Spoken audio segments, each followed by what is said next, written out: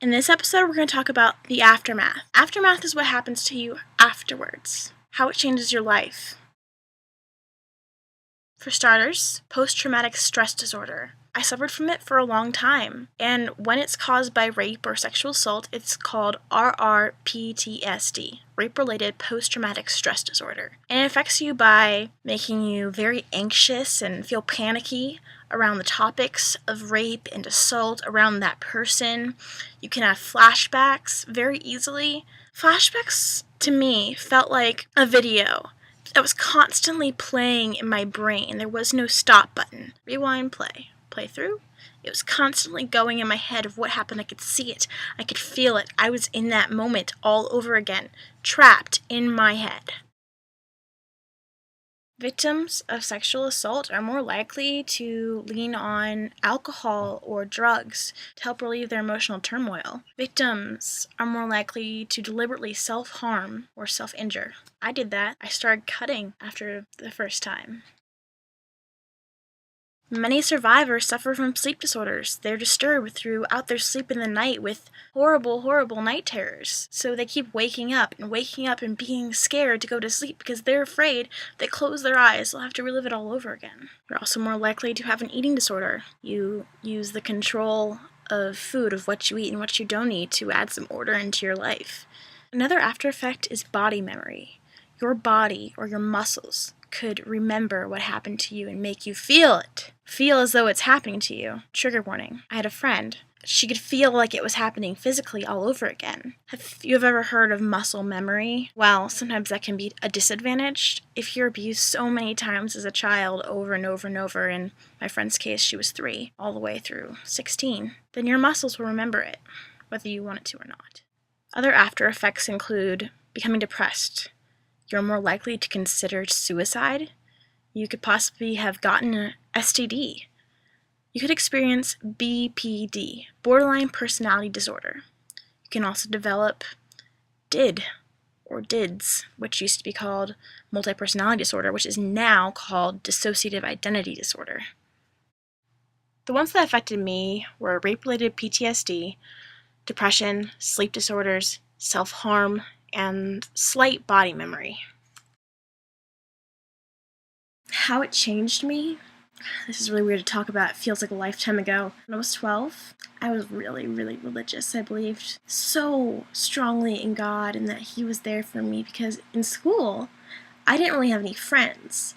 Church always gave me comfort and I felt security there. And I felt like I was never alone when I had God. And I don't know, as He was coming over, I started having a weird feeling like maybe this was a bad idea. Letting some guy sneak into my house because I thought he liked me, and I thought maybe, we could be friends. And he told me he wasn't going to come if it rained. So I prayed that it would rain, because I was scared and nervous, because he sent some texts that implied some things that day, and I was at church, so I just kind of ignored it. I figured, when he got there, I could just be like, hey, I just want to watch a movie. But that wasn't okay with him. So since I prayed for it to rain and it didn't, I felt like God abandoned me. And at age 12, it changed me by making me very mad at God. At the time, I said I didn't believe in Him, but if I look back now, I was kind of yelling at God and cursing at God and being really angry with Him, and if I didn't believe in Him, then who was I yelling at? And I became very depressed, and I experimented with cutting. For a short time, towards the end of my 7th grade year, I started dressing in a lot of black. And I remember the first day, because I used to be very pink and bright and colorful, and I'm wearing black. That doesn't mean I wear it all the time. But I remember one of my, classmates said, hey, who died? And I thought, me. And then, life kept going, and I kept being depressed for quite a long time, but I kept moving forward, and in 9th grade I had a boyfriend.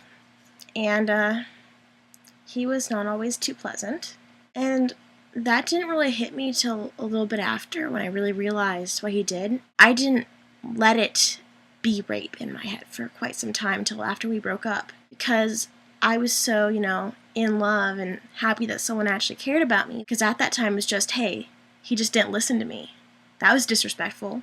I was in denial because I wanted to have a boyfriend who cared about me. In the long run, it affected me by me wondering how to trust people and how to know, but really you just You can't know. You have to, at some level, have your guard up. Now I carry pepper spray. The most traumatic one was in 10th grade on a second date at his house. And I don't know why it was most traumatic, but it was just because of the nature of the assault. I tried to tell a couple of my friends what happened because I was really confused and kind of just shocked. And I was trying to be in denial of what happened by saying, oh, that's not what it was, because I didn't want it to be the victim of that again.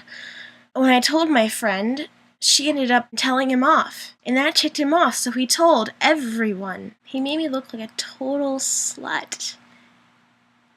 And I didn't know what to do. He told everyone that he slept with me and that I did all these things that I didn't do. I could not compete with the most popular and hot guy in my department. I couldn't make them hear my side of the story. I'm just, that girl who no one really talks to.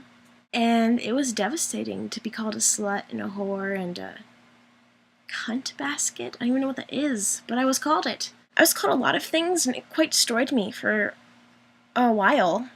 I took the long route to the buses. Instead of just going straight out the door and then to the buses, I went over around the cafeteria, down towards the theater department, around through this other hallway and out an exit door. And then I walked around to get to the buses so I could avoid him and his friends who were right outside the normal door that people use. Every time I saw him, I resaw it in my head. I panicked. I couldn't breathe. He scared the living daylights out of me. Even after he graduated, he still visited. And every time he visited, I had a panic attack. I would freak out and start breathing hard and not knowing what to do or where to turn. I would log on to this website that I will tell you about later that's great for support for victims like that and talk to other people about how I felt like I couldn't breathe.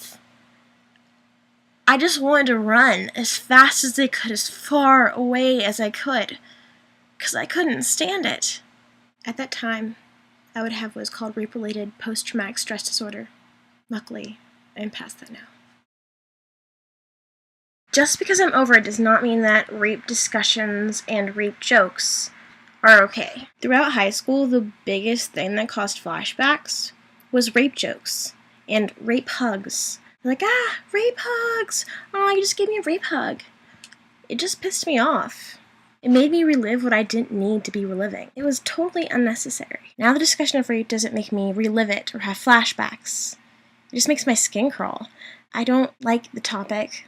I don't like thinking about rape. It's a sensitive area, and I just don't really need it in my life. But it doesn't affect me like it used to. I used to get really mad and be like, you have no idea what rape is until it happens to you. Or I'd say, maybe you want to be more careful with what you talk about because some people are very sensitive to certain topics, because some people have actually gone through something that serious. But now, I'm just like, oh look, it's sunny outside. Let's talk about the sun. I just changed the topic. If I happen to run into one of the guys, I'm sure that probably will make my heart skip a little bit of a beat or two, and I might panic, just a tidbit. However, I live in a different state now, so that's highly unlikely. Last semester, at one point, for some reason, I thought I saw one of the guys, and I just started breathing heavy for a second, and then I thought to myself, okay, I live in a different state. It wasn't him. If I see them, I think, oh God, okay, just keep walking. Don't even look. Pretend like you didn't see them. I don't still have night terrors. I don't get anxiety attacks over the conversation of rape. Slight body memory. If my wrists get grabbed, I start freaking out because I feel like I've lost control and I just can't handle it. But other than that, most of those after effects are gone. I'm no longer depressed. I'm actually really happy and doing quite well, if I say so myself. There was a point in time where I never saw this day.